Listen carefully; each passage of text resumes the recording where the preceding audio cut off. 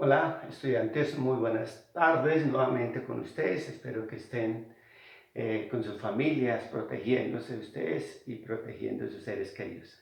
En esta oportunidad quiero compartir un nuevo concepto de la física que es el impulso, que está relacionado con la cantidad de movimiento. En física se entiende impulso como el producto de una fuerza que aplicamos sobre una partícula durante cierta cantidad de tiempo. El producto de la fuerza y el lapso de tiempo en que apliquemos una fuerza se llama impulso. Hay que entender que el impulso de esta manera descrito es un vector. ¿Por qué? Porque la fuerza es vectorial y este es un escalar. Entonces la fuerza por una un vector por un escalar es un vector. Entonces el impulso es un vector y nuevamente lo recordemos que es la fuerza por el tiempo en que se aplique dicha fuerza a una partícula. Muy bien, vamos a tratar de esta formulita que tenemos aquí inicialmente descrita. Vamos a deducir el concepto de momento. Si nosotros sabemos que la aceleración se define como velocidad final menos velocidad inicial sobre delta de t, o sea, sobre un intervalo de tiempo. Al despejar delta de t, llegamos que delta de t es velocidad final menos velocidad inicial sobre aceleración. Si yo reemplazo este valor acá, directamente delta de t acá, llegamos a esta expresión que tenemos aquí. Ahora bien, la fuerza, por segunda ley de Newton, es masa por aceleración. Podemos cancelar la aceleración y finalmente llegar a que redefinir el impulso y ver cómo la masa por velocidad final menos velocidad inicial, o sea, como un delta de velocidad, se define el impulso. Muy bien, hacer el producto de la masa por la velocidad, hacer la distributiva, se llega a que la masa por velocidad final menos masa por velocidad inicial, esto es velocidad inicial, es impulso, ¿ok? Bueno, este producto masa por velocidad se conoce como momento o cantidad de movimiento. Se conoce momento o cantidad de movimiento. Algunos lo llaman momento. Muy bien. Así que este es un momento final y este es un momento inicial. El impulso, momento final menos momento inicial. Así que el impulso es un delta de t, un delta de p. El impulso es un cambio de momento. El impulso como cambio de momento. Para recordar, no olvidemos que el momento es la masa por la velocidad. Por ejemplo, nos dice que una persona de 60 kilogramos de masa tiene una velocidad de 5 metros por segundo, está corriendo a una velocidad. Pregunta cuál es el momento de ese estudiante. Entonces el momento de ese estudiante sería 60 kilogramos multiplicado por 5 metros por segundo. Así que el momento de esa persona sería 300 kilogramos metros segundos. Y así, de forma sencilla, podemos calcular el momento de una partícula, en este caso de una partícula de 60 kilogramos que lleva una velocidad de 5 metros por segundo. Muy bien. Ahora, es muy útil el momento de varias partículas que interactúan. Entonces podemos decir que un momento de varias partículas, entonces si se tienen tres partículas con sus respectivos momentos, P1, P2, P3, entonces el momento de esas tres partículas es la suma vectorial de los tres vectores. Recordemos que no se puede sumar directamente los vectores, ¿no? Lo mejor para sumar vectores es descomponer en sus componentes rectangulares. Veamos un ejemplo, a ver.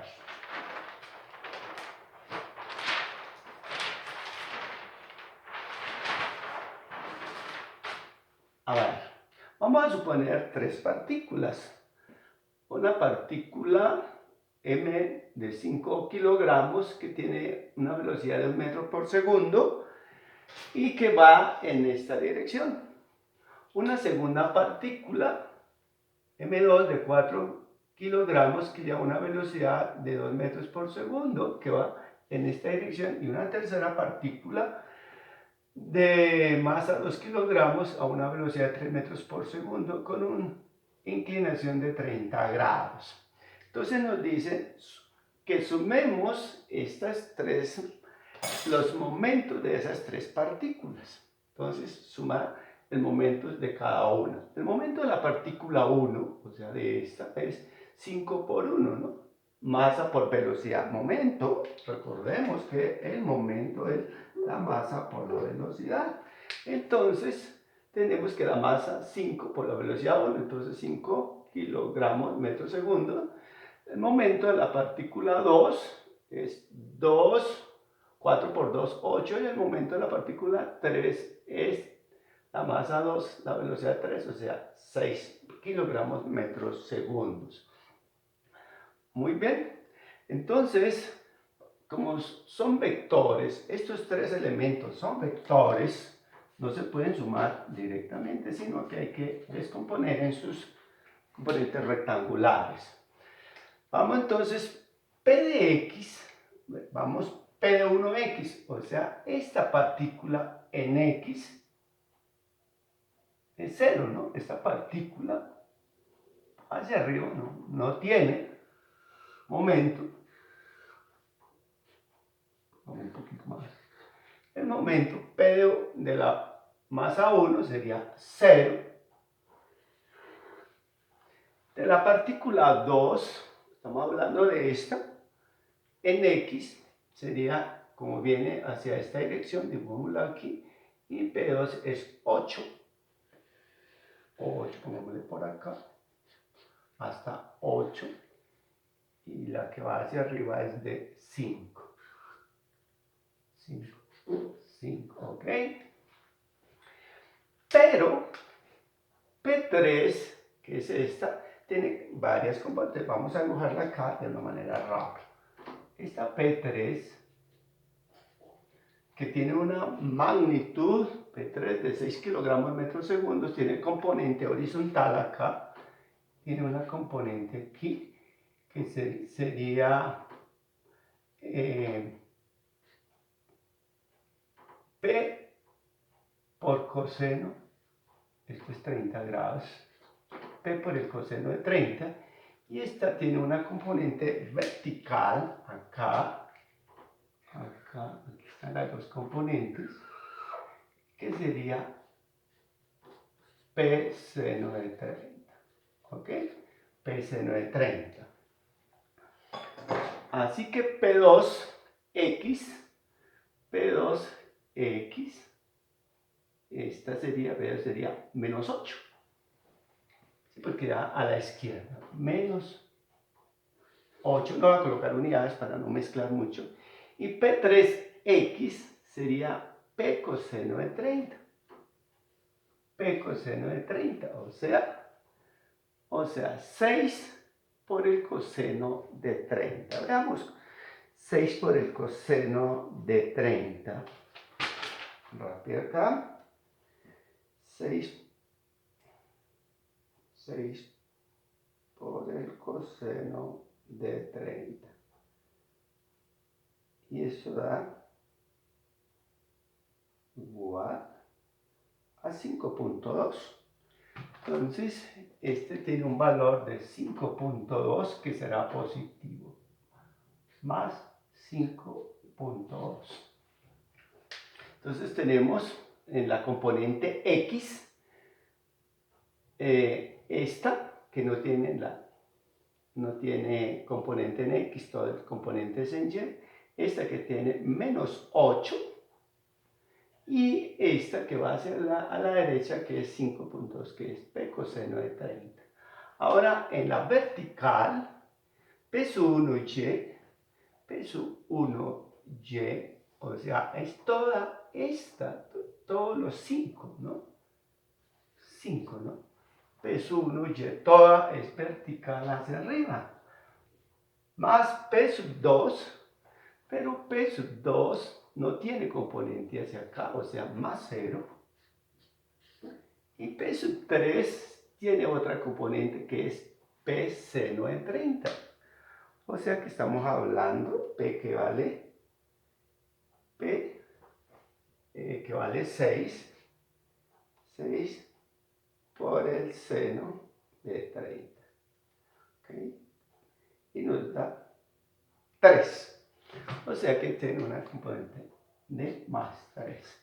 O sea que esta vale 3, esta componente 3, y esta componente vale 5.2. Entonces ahora sí podemos sumar acá. ¿Cuánto vale la componente acá y cuánto mide acá? Esto da menos 2.8. Menos 2.8. Menos 2.8 y esta da 5 y 3, 8. Entonces, lo que queremos ahora para poder hacer la suma completa es escribir estos valores. La componente en Y vale 8 unidades, vale 8. Y la componente en X vale menos 2.8. Vamos a colocarla por acá nomás. Entonces, la resultante, al sumar esos dos vectores, será esta, ¿no? Esta es el momento, P resultante. ¿Ven ahí? P resultante. Por teorema de Pitágoras, entonces el P resultante es igual a raíz cuadrada de 8 al cuadrado, que es esto, y este que es el otro cateto que vale menos 2.8. 2.8 al cuadrado más.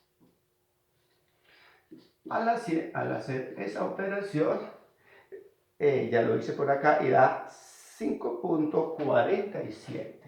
5.47. Y las unidades serán kilogramos por metros sobre segundo. Entonces, de esa manera calculamos el momento de estas tres partículas que da en esta dirección. Podríamos calcular también el valor de teta por trigonometría. Muy bien. Ahora, quiero que veamos algo muy importante y es el principio de conservación de la cantidad de movimiento o principio de conservación del momento. Dice así: en un sistema cerrado, es decir, que no actúa nada externo, la cantidad de movimiento no varía, es decir, se conserva. ¿Sí? La sumatoria de todos los momentos siempre es una constante. En un sistema cerrado, que hay pronto partículas que interactúan entre sí, la cantidad de movimiento de todas esas partículas es constante. No cambia durante todo el tiempo, todo el proceso. Cuando dos o más partículas chocan o interactúan, la cantidad de movimiento antes y después del choque permanecen igual. Vamos a considerar como las partículas, unas bolas de billar, cuando interactúan la cantidad de movimiento permanece constante. Vamos a un ejemplo. Necesito que ustedes vayan copiando, pausen el video y vayan copiando y vayan escribiendo en sus cuadernos y vayan viendo despacio las diferentes operaciones. Muy bien. Veamos. Una partícula de 3 kilogramos de masa, un arma de 3 kilogramos de masa dispara una bala de masa de 2 por 10 a la menos 3 kilogramos con una velocidad de 480 metros por segundo. Pregunta: ¿cuál es la velocidad de retroceso del arma? Bien. Por el principio que acabamos de anotar, dice que la cantidad de movimiento es 0, porque inicialmente el arma y la bala no tienen velocidad, y al no tener velocidad, la cantidad de movimiento es 0. Entonces, la cantidad de movimiento antes es 0, porque están quietas. Entonces, después del disparo también será cero, porque obviamente antes y después siempre es constante, o sea, la misma, ¿no? Entonces vamos, la cantidad de movimiento. La cantidad de movimiento del arma es masa por velocidad. Y la cantidad de movimiento, pero aquí esto sería cero. Antes esto sería cero inicialmente. Y la cantidad de movimiento de la bala sería la masa por esto daría, veamos cuánto nos da esto, 2 exponente menos 3 multiplicado por 480.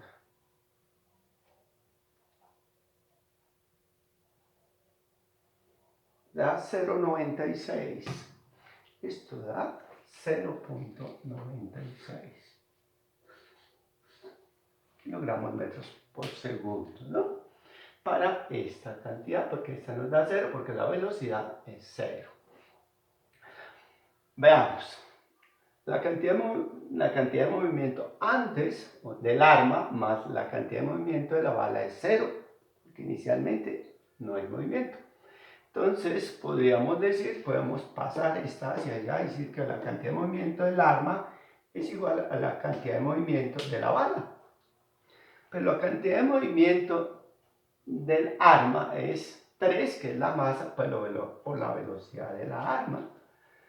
Más, eso es igual a la cantidad de movimiento de la bala, que ya la hemos calculado. Aquí está calculado, ¿no? Entonces podemos pasar este 13 a bit y finalmente podemos concluir que el arma tiene una velocidad, la velocidad de retroceso del arma es 0,32. Aquí de pronto hay como trabajamos un sistema tridimensional, no se puede decir cuál va a la izquierda ni cuál va a la derecha, ¿cierto? Entonces, si la velocidad de la bala va en una dirección, la velocidad del arma, o sea, de retroceso, va en otra. Por eso, aquí colocamos, aquí hay un menos, que es este menos, y esta sería por la velocidad de la bala la podemos considerar negativa, por eso aquí consideramos positivo. Y finalmente la velocidad de retroceso del arma quedó positivo. Sin embargo, si usted no lo maneja negativo, no tiene problema. Simplemente dice que da negativo porque la velocidad de la bala es en una dirección y la velocidad del arma es en otra dirección. Por eso la velocidad del arma sería negativa. Pero aquí lo manejé para que me diera positivo. ¿Ok? Bueno. Damos un segundo ejemplo. Una esfera de 6 kilogramos se mueve con velocidad de 10 metros por segundo y choca con otra de 10 kilogramos que está en reposo. ¿Qué velocidad adquieren las dos esferas luego del choque?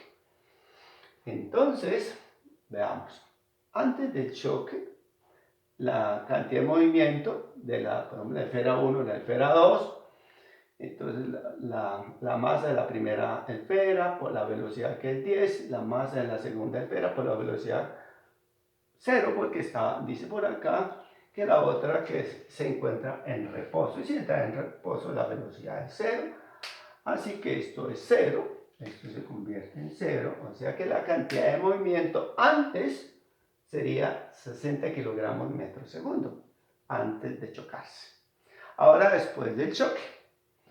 Entonces, después del choque también se suma la cantidad de movimiento de las dos.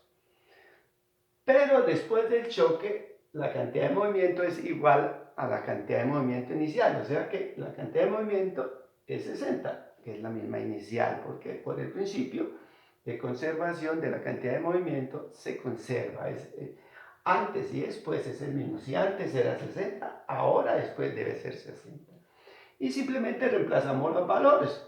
La masa, que es 6 de la partícula de la bola 1, la masa de la bola 2, que es 4, y pues sus respectivas velocidades. Entonces llegaríamos acá, llegaríamos a tener una ecuación de dos variables, porque las dos partículas tienen diferente velocidad, no podríamos conseguir desarrollando el ejercicio porque hay dos incógnitas en una misma ecuación.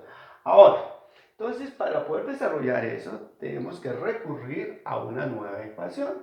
Entonces dice que buscamos una nueva ecuación que nos apoye esta. Acordémonos que este valor, entonces necesitamos una nueva ecuación.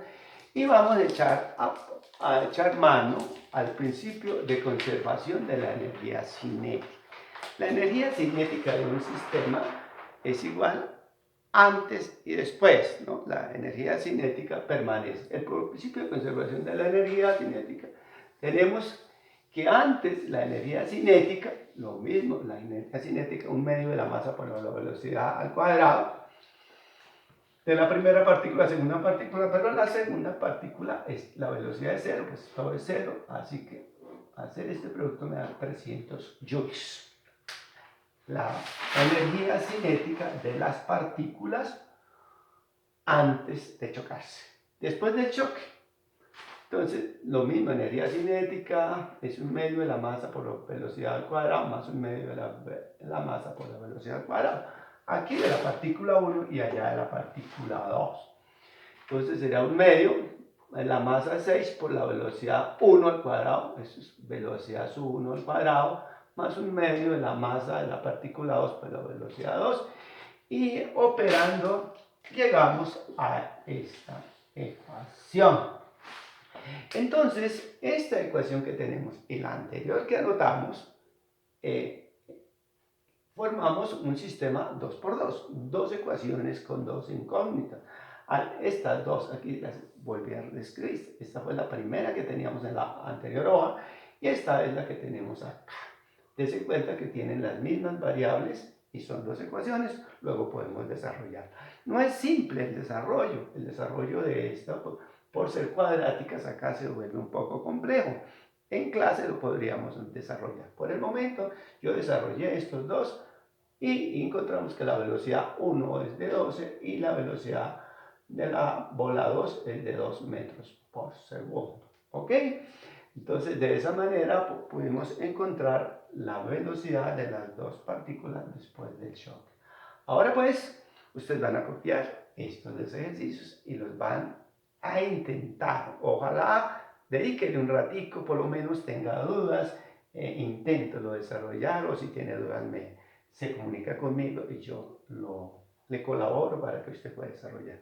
Lo invito muy cordial, los invito a todos ustedes estudiantes que copien estas cosas, pausen el video, copien, escriban de pronto algunas de las cosas que yo les estoy comentando acá para que ustedes vayan entendiendo despacio. Entiendo que no es muy sencillo, pero en la medida que usted copie despacio, mira, de pronto coja otros videos o un libro, va a entender de que esto no es muy complejo. Muchas gracias y feliz tarde.